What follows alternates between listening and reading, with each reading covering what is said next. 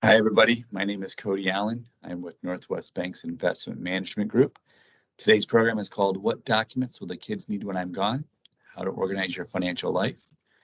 And we'll spend plenty of time making sure we cover the basics as to what we need to do to ensure things are in the proper order for when the time comes that we're no longer able to make those decisions.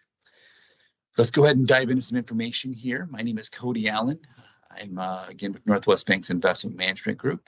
I've been with the bank for the last 17 years, and our department's been doing administration work since 1969. So we've seen plenty of trust administrations, plenty of estate administrations.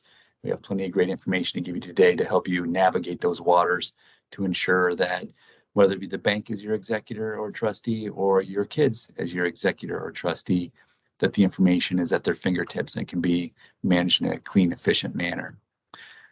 There's really three phases of life that we cover in a trust department, and I thought that might be a good quick thing for us to discuss before we dive into the actual material today. So you know what I'll say is kind of what makes us qualified to give this type of information today. The first phase of life that we cover is investment management. Folks come to us and we manage money for them, whether it be their IRAs, their 401k plans, maybe an inheritance they received, or maybe they sold their business. Folks come to us and say, we need somebody to pick the right stocks, the right bonds, the right mutual funds. How do we put that information together, and how do we ensure that we have a good financial plan in place to check all the boxes we need to in our financial life to ensure that we reach those goals that we often want in retirement? So phase one is the investment phase of life that we cover for folks. Second phase of life gets into a little bit more of the traditional trust department services. We call this the total financial management phase of life. And this is where somebody says to us, I need you to pay my bills. I need you to organize the preparation of my tax returns. I need you to make sure that my real estate's looked after if I'm down in Florida or if I have a farm lease to renew.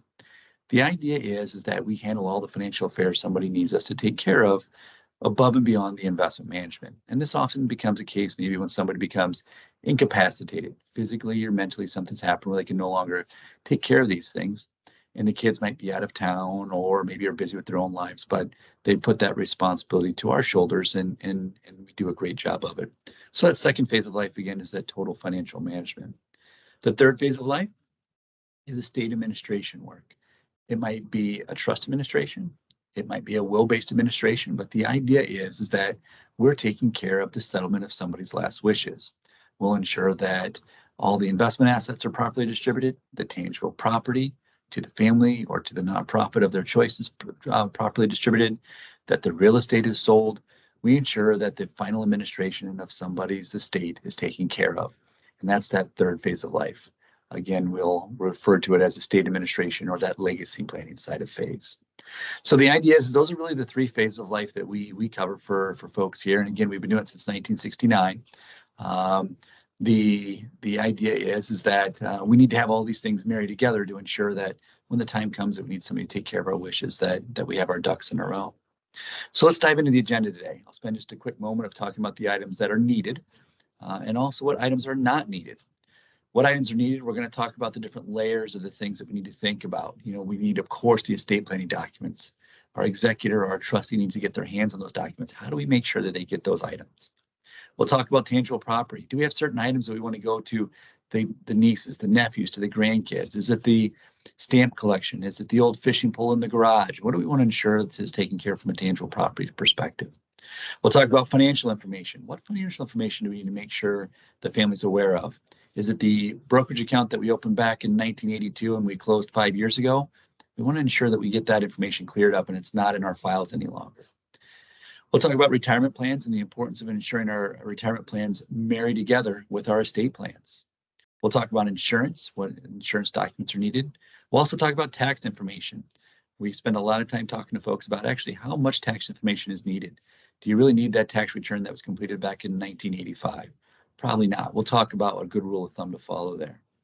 And then we'll also talk about what items are not needed. We'll ensure that you've got a good, clean plan in place as to how to clean out your files on occasion to ensure that we're not on any kind of wild goose chases when we're trying to find that information about the checking account we opened up 20 years ago or the insurance policy that we cashed in 5 years ago. We'll make sure we talk through those types of items. So we move on to the next slide here. What is the most important part? It is organization and communication. And you'll hear me stress that a handful of times through today's program. Organization. Organization is key when it comes to making sure your affairs are in good order. It does no good to have all the information gathered together in one room with stacks and stacks of information when we actually don't have it organized and easier and user-friendly for our executor or our trustee to find. And of course, if we have all that information organized, we better communicate as to where that information can be found. Is it in the filing cabinet? Is it in the safety deposit box at the bank? Is the information with our attorney? Is the information with our trust department? We need to ensure that that information is taken care of and is well communicated to whomever is going to need to settle your estate. Where's this information stored? And you hear a vast array of information about where people think this information should be stored. Is the good old hard copy needed? Put it in the filing cabinet or in the lockbox. Or do we need to step into the 21st century and have it maybe on a hard drive, a flash drive, or maybe in the cloud? The moral of the story that we oftentimes say is, we don't care where you store this information is, as long as we've communicated this information to the right parties that are going to have to take care of these things when the time comes that we pass away, or when we simply become incapacitated and we can't inform somebody of where this information is at. We need to ensure that this information is organized, and we need to make sure this information is communicated to the right parties. So let's talk about what is needed first. Well, first of all, I've got documents. Now what is the title of this slide? It's great to have your estate planning documents done. You've gone to the hard work of going to your attorney and making the right decisions and having that information put on paper. But if we've not done a good job of organizing and communicating, it's going to make it awful tough for the right executor or trustee to settle your estate, and heaven forbid something might get left behind. And we'll talk about that here later in the program. If something gets left behind, what do we need to do? So where do we put all this information? We'll move on to the next slide. Where are we going to put all this information? What we passionately refer to it as the death drawer.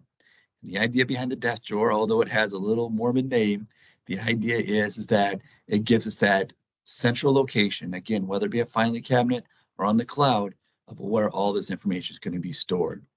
So what goes into the death drawer? Well, let's talk about the different layers. The first layer, I think probably goes without saying, is the estate planning documents. And there's 4 documents that we talk about that constitute really our estate planning documents. First, our will. And you might say, well, I have a revocable trust. I don't have a will. In fact, you do have a will. That will simply states that everything's going to pour over to the trust more than likely, but you do have a will. So we need to ensure that there's an original copy of that will somewhere that can easily be found. The next thing we need is a copy of the trust document.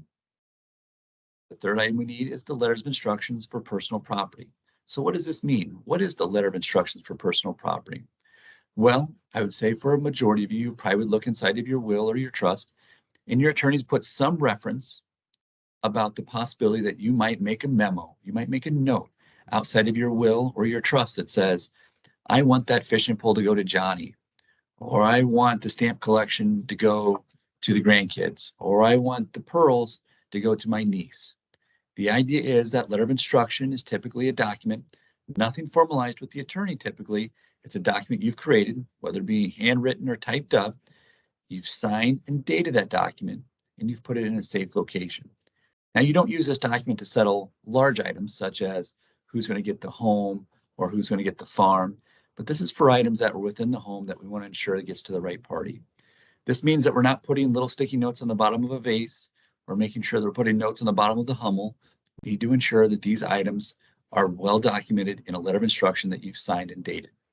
That letter does not have to be notarized. It does not have to be signature guaranteed, but we do need to have it in a location that we can easily find it. One other comment on that is we want to ensure that that document is, if it's superseding others, for example, if you've drawn up 2 different versions of this letter over the years, but you keep making revisions, that's A-okay. There's no problems with that whatsoever. However, we should ensure that those other copies are destroyed, so we know we're working off of the most recent personal property letter. The last bullet point we have on here is your financial power of attorney. We need to ensure that the financial power of attorney is something that's included in this layer of the death drawer.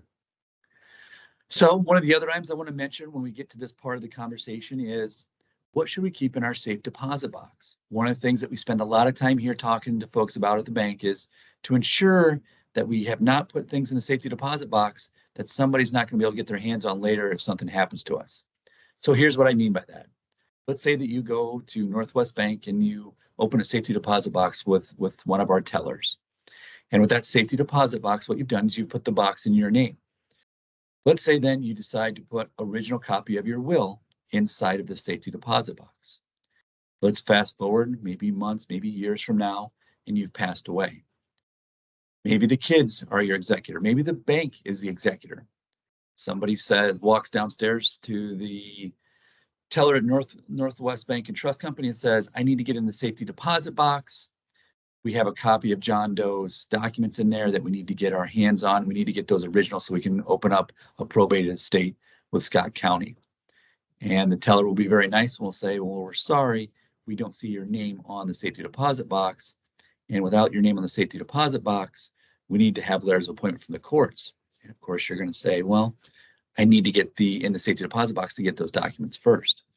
You can see the tug of war here that happens. We need to ensure that we make sure that this doesn't happen. So we don't want originals of these documents kept inside of the safety deposit box. This might mean that this information is kept with the attorney. This might mean the information is kept with the trust department. This information might mean it's in a safe location at your home. Either way, I'll go back to what I mentioned earlier. We need to make sure this information is being communicated and organized for whomever is going to have to handle these matters. Another item I'll talk about too is from an attorney perspective. Believe it or not, attorneys come and go. There might be an attorney that passes away or retires. If that happens and you have the originals with that attorney, we need to make sure you're keeping an eye on where those go. Oftentimes, when an attorney retires, they'll pass that book of business on to another attorney. You need to ensure that your documents are well accounted for if that case were to happen. Okay, so layer one of the death drawer are the estate planning documents that we need. Moving on to the next page, we're going to talk about the next layer of the death drawer, and this is the healthcare and personal information. We have 5 bullet points here. First, healthcare power of attorney. We also need our living will and our do not resuscitate orders. These 2 documents will ensure that the next generation knows how do we want these things managed. So it leaves no doubt between the kids, the grandkids that are trying to make difficult decisions during this time frame with maybe you being ill or heaven forbid if passed away. The next item is the HIPAA authorization. The last item on here is the personal and family medical history. Now, this isn't a requirement, but we have found this to be helpful. When this information is available, the personal and family medical history, it gives the next generation a little bit of a snapshot of what's going on with the family. The idea is that if we have diabetes running in the family or there's been issues of heart disease, this gives the family a little bit of a running dialogue to say when they go to their doctor, maybe years from now, maybe next week, they've got a general idea about what's going on in the family, and that will give the doctor some helpful information to help take care of your current family.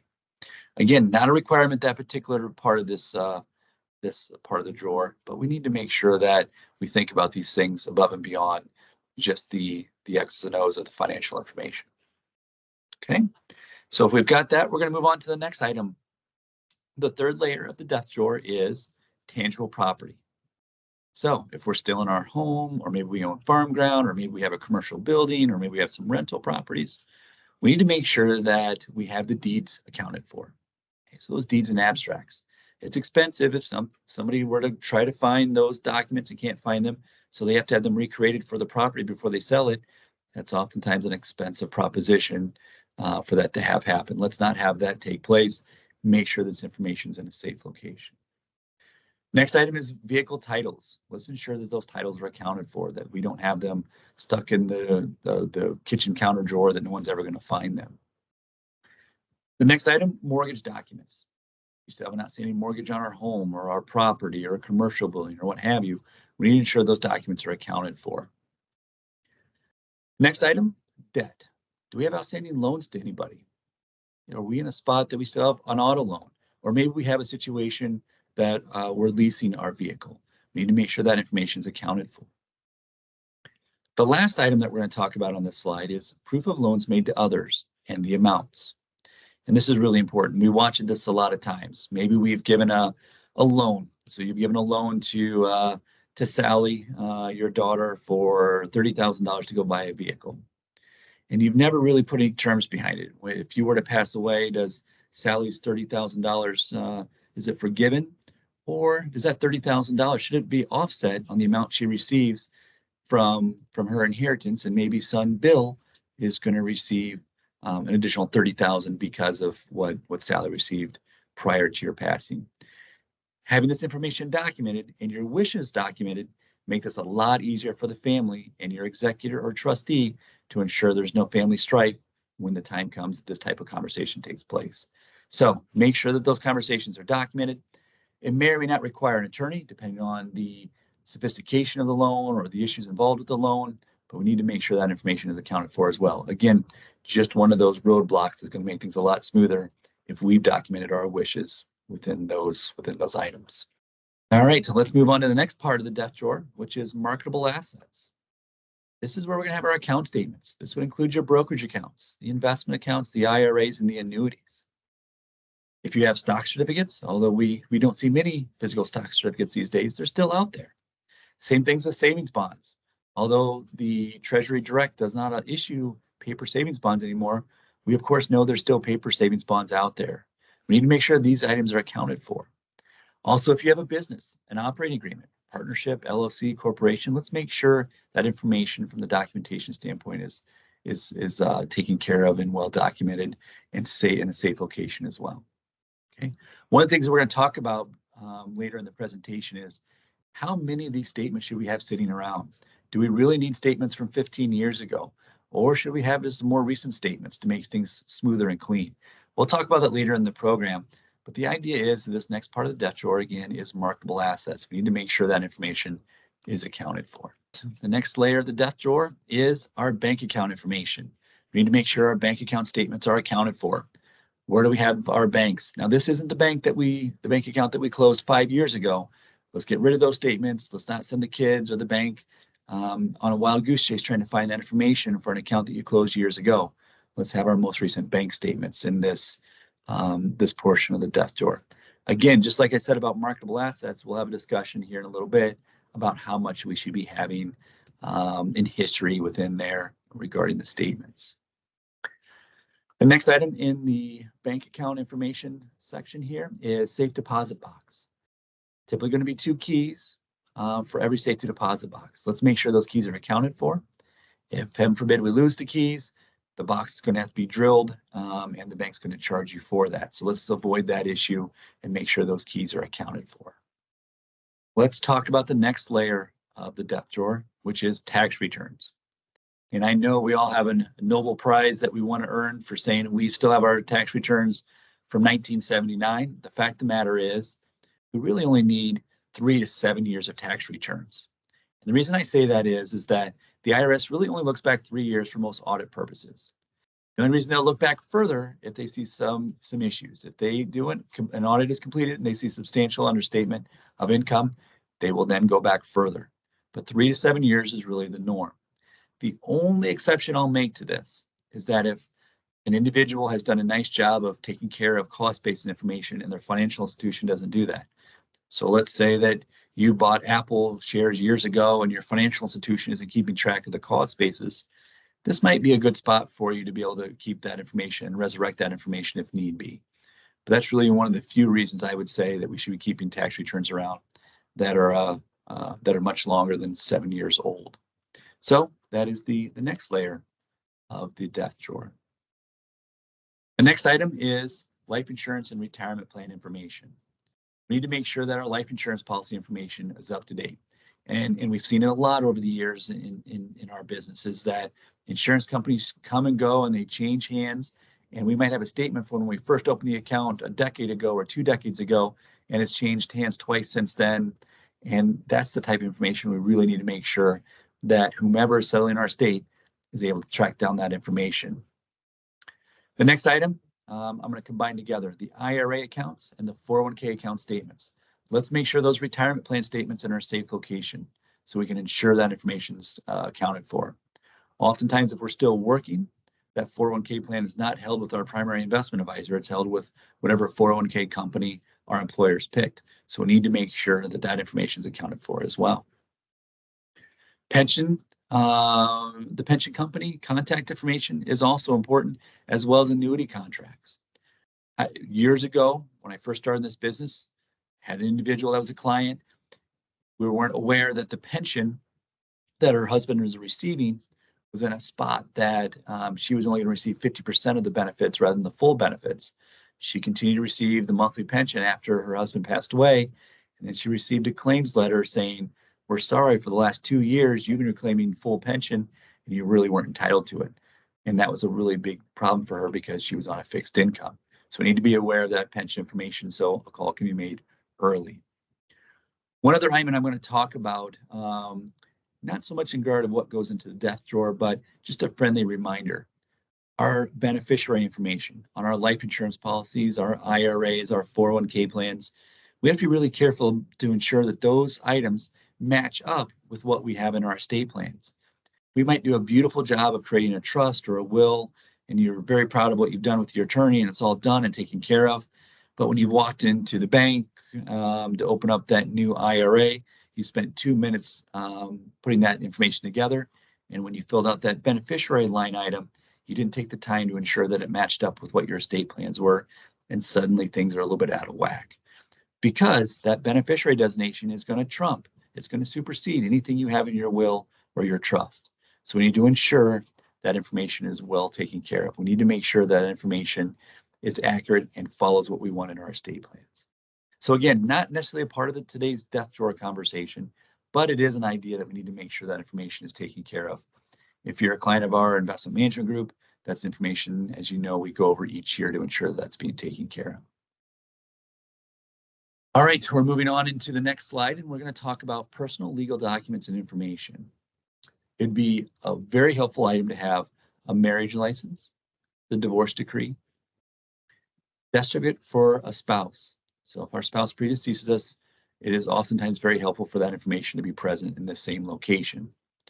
The next item is letters to family members. Again, kind of like what I was saying about the medical cost situation, we really don't have anything that we have to absolutely put in this category, but I do really like the idea if there's anything that you wanted to hand to a family member, for your executor to hand to a family member or your executor to hand into the grandchild or what have you. This is a really nice item to be able to add in there. Maybe it's a sealed envelope that's handed to them at the time of your passing. So again, a nice addition, but not a requirement. The next item is funeral and burial arrangements. So cemetery deeds, do we have pre-burial funeral arrangements, final wishes for the funeral service, photographs for the funeral service. This is a really nice addition to make sure that this information is in a row. And as we know, something happens, and maybe you've been in the situation taking care of a loved one, something happens, somebody's passed away, and things are in disarray. No matter how well prepared we are, there's always a thing here or there that goes wrong. And the funeral arrangements and the burial arrangements have to happen relatively immediately. So the idea is having this information organized. And this is the one item within the death drawer that I say, if you're uncomfortable sharing information about where your bank accounts are, where your investment accounts are, where the life insurance is, that's okay. I don't mind that information being shared with the bank or the kids after your passing.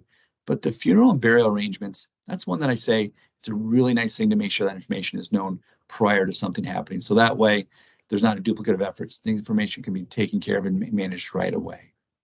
Okay, so again, the deeds for the cemetery, the pre-burial funeral expenses, the final wishes for the funeral services, and the photographs for the funeral services.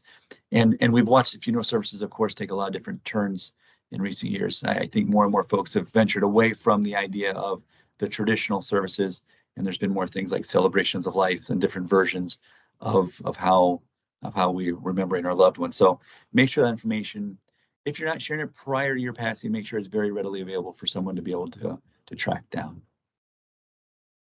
All right, moving on to the next item within the death drawer is the digital age. And this takes a lot of different walks of life. The idea is we all know how we're accessing our bank information, our investment information, our tax returns, our email, everything obviously is in a digital age. And for anything on social media, so on and so forth, how do we ensure this information is properly taken care of when the time comes that we're no longer able to make the decisions, whether we're incapacitated or we've passed away? I don't have a silver bullet in this category, and I say this all the time. Everybody will take their own walk of life as to how they want to track this information. Some will have the booklet in the desk drawer that the kids will be able to get when something happens. Others will have it on the cloud. Others will use third-party services that actually track this information for you and will have all of your username and passwords in one location. Doesn't matter how you decide to manage these things, but it's important to make sure this is part of your death drawer. How do we make sure this information is easily accessible if somebody needs to get into your bank account online or simply into your laptop to download pictures from family trips or whatever it might be? So again, come up with a plan that would work for you for this part of the death drawer. So that is the different layers of the death drawer that we feel are important to make sure that we're tracking and that you have accounted for. You're probably looking at it and saying, well, there's nothing new there. But I would oftentimes say that folks know that, but they really don't do a good job of actually executing. So this is today's program to say, let's execute those things. So we know what's supposed to go in the drawer. What can we take out of the drawer? So we're going to spend some time talking about how do we prune the death drawer? How do we make sure it's clean and efficient so that way our executor or our trustee isn't in a spot where they're hunting and searching for days just to be able to track down where your world stood. So let's talk about the first category. What can I throw away? The first item we talked about a little bit ago, but it's tax returns. You should keep at least the last 7 years of your tax returns at the most. You can keep 3 years, knowing that, again, for audit purposes, the only reason that you'll have to produce more years back is because there might be a situation where there's substantial understatement of income. If there's a situation where you are being audited, typically the IRS will go back 3 years. If there was an understatement of income, they might go back as much as 7. So you really need 7 years. The next item is bank statements. Keep the last 3 to 6. And maybe even the year-end statement from the previous year. I've watched some folks do that, and it's a really clean idea. They'll go in on January 1st of the following year, and they'll download a transaction report that shows from January 1st to December 31st, all the transactions that took place in their bank accounts, and they'll save that information. And that way, if we're really in a spot that the executor or the trustee needs to go searching for that information, they're not going through a monthly statement to find it. They're looking at one transaction report that has all that information. But the rule of thumb is typically 3 to 6 months for our bank statements. Next items that we can throw away, bills. Keep no more than the last 3 months of your bills that you've satisfied, unless they're tax write-offs. And don't forget about that, of course. Then at that point in time, of course, we need to keep a full year to ensure that those things are taken care of and they're well accounted for our accountant when they do our return. So again, 3 months is the standard. However, if we're holding those bills to take care of some tax write-offs, we can do we show those for at least for 12 months. The next item, canceled checks, pitch them. At this point in time, really everything is digitized and there's not a need to hold on any kind of canceled checks or the carbon paper checks if you still have those. The third bullet point we have here on this page is any statements for accounts that have closed. And this is a big one. This is one of my more important ones. If we've moved our money from one bank to the other, we need to make sure that we get rid of that old bank statement, because you know what's going to happen is the time comes, you pass away, and they're going to find a statement from X, Y, and Z bank and ABC bank, and the executor or the trustee is going to say, well, I'm going to have to call both because I don't know where assets are found. And sometimes that takes some work. Some banks are easier to work with than others. And having that extra step in there for a bank that's actually already had their accounts closed, it feels like a little bit of a situation that we've put more work to our executor and trustee than what we needed to. All right, moving on to the next slide, we're going to talk about what else we can throw away. The next item is old wills. Okay, so if we created a will when the kids were young back in 1980, and now they've grown and they've got kids of their own, and you've decided to update your documents, let's no longer save that old will. Let's go ahead and have that shredded and destroyed. However, let's make sure that the new document is completed and signed before we actually do that. We don't want to jump the gun. The horrible situation would be is that if you threw away that old will, you don't get into the attorney for a month to be able to sign the new one, and something happens in that month time frame, then unfortunately we're going to go through the intestate process in which the state is going to decide what happens with your assets, and nobody wants that. So again, let's toss away those old estate planning documents like the old wills and maybe even the old power of attorneys if we're updating those, but we don't do that until, of course, the new documents are signed. The next item on the slide is password lists. Let's make sure that list stays fresh. Obviously, we know most financial sites have a range between usually 60 to 120 days where they're asking you to update your username and password. So let's make sure that we're keeping that list as fresh as possible. So come up with your strategy on this. This is referring to the slide I mentioned a moment ago. There's no right or wrong as to how you need to track this information, but we need to make sure that you've got a good process in place that's repeated each and every year. What do we do with all this old information? Shred days. Let's make sure we find those shred days. Northwest Bank has shred days for customers here. And of course, if you're in a situation that you're not a Northwest Bank customer or you live out of the area, let's make sure you find a good shredding service to take care of these things for you. Identity theft is becoming a huge, huge problem. And we certainly don't want your best efforts of making sure that things are nice and tidy within your filing cabinets for this to cause a problem because we tossed it in the garbage and somebody found it in the meantime. All right, so what if we don't create a death door? What if we don't go through the process of setting this information up? We're going to move on to this next slide here. The thing that we talk about an awful lot is that we find that there's assets that are unclaimed.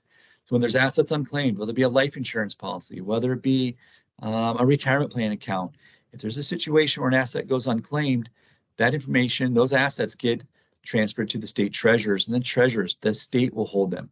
And there's billions of dollars in unclaimed bank accounts and assets across the U.S. In fact, there's more than 30 million people that have unclaimed property in the U.S. right now. And the reason is, oftentimes because their information wasn't organized and communicated to those that were going to be taking care of their estate when they pass away. So just a consequence of what happens there. What happens if we're an executor or we're a trustee for somebody? We want to make sure we didn't miss anything. One of the things I talk about a lot, if you're a state of Iowa residents, go out to the Great Iowa Treasure Hunt website. When you go out to that website, you're looking for assets that may have been left behind. Again, maybe an old retirement account, maybe an old bank account, maybe there's an insurance policy out there. We need to make sure this information is found. So if you've got a resident in the state of Iowa that you're settling their estate, go ahead and go out to the Great Iowa Treasure Hunt and type in, you can search by name or social security number, and you can look for that individual to make sure that there's nothing out there. For those clients that are over in the state of Illinois, I didn't forget about you. The program that you have is not called the Great Iowa Treasure Hunt, rather it's called iCache. Same methodology, you head out to the website, you can search by name and social security number and find the information that is valuable in the final closure of an estate that you're taking care of. All right, so let's wrap up today's conversation. Best practices. Again, I'm just going to hit on the high points. First thing I'm going to talk about is we've got a client profile form here at the bank that we have our customers fill out. 2 pages long, very user-friendly, not overly extensive, but the idea is it gets the information that's necessary, whether it be the bank or your kid serving as your executor or trustee. This is a nice document. If you'd like to contact us to get a copy of that document, please let me know. We'll shoot out to you via email. You can fill it out electronically and save it, or if you want to print it off and fill it in, you can absolutely do that. But again, it's just a user-friendly form to ensure all the information is accounted for. Okay. The second item, set a schedule. So we want to pay attention to our death drawer. We don't want a year, 2 years, 3 years, 5 years and beyond to go by and us not have an update. Set a schedule. Maybe it's year end. January rolls around, it's cold here in the Midwest, and you're saying, you know what, I'm going to get in the death drawer in January. I'm going to spend some time making sure it's cleaned up. I had a client mention something the other day, and I thought this was a great idea. They talked about daylight savings time. So daylight savings time is their schedule when they're going to go in and do the pruning within their death drawer. The idea is they're about 6 months apart, give or take. And the idea is that it sets that regular schedule of an event that you're saying, hey, when that rolls around, I know it's time for me to go in and make sure my documents are updated. So another way to come up with that schedule. The third item is communicate. And I've said it time and time again in today's program, communicate and stay organized. Very important ideas behind the process. We need to make sure that whether it be the bank is serving as your executor or trustee, or your family member is serving as your executor or trustee, let's not put them behind the 8 ball. Let's allow them to be in a spot where they can easily and efficiently settle your estate. And that starts with communication. So communicate and communicate. The last item I have on here is remember the importance of properly titling your assets. What do I mean by that? If we have a trust that we've created, and again, you've gone to the trouble and the work and the energy and the cost of working with your attorney to create the trust, let's ensure your assets are in the name of your trust. And let's not forget about the most important step. Now, sometimes it's the most painful step because If you have to go to your bank, you have to go to your investment company, you have to have the real estate changed into the name of the trust. But once you've made all those stops and made sure your bank has the right information for your checking account, your investment company has the right information for your investment account and maybe your IRA if applicable.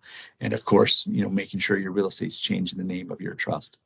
Those types of things are awfully important to ensure that we're being efficient, both from a time and a cost perspective with our estate administration when that time comes.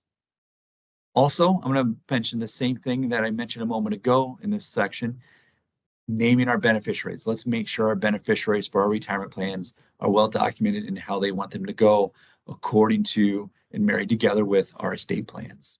Okay, so best practices. Maybe complete that client profile form, set a schedule, communicate, and make sure our assets are properly titled. Hope you've got some great information for today's program. Everybody has different ways in which they get to the end results of making sure that their desk drawer is completed and efficient. And if you have questions, please grab us, have a conversation, give us a call. We'd be happy to have you come in over a cup of coffee, whether you're a client or not, and talk about what are the best ideas and policies to follow when you're completing this process. It can be tedious, it can take time, but once you got it set up, I know whomever serving as your executor or trustee will make sure that this will go clean and smooth for you. So any questions, give us a call. My contact information is there on the slide. We appreciate the opportunity to have you listen to today's program, and I hope everybody has a great day. Take care.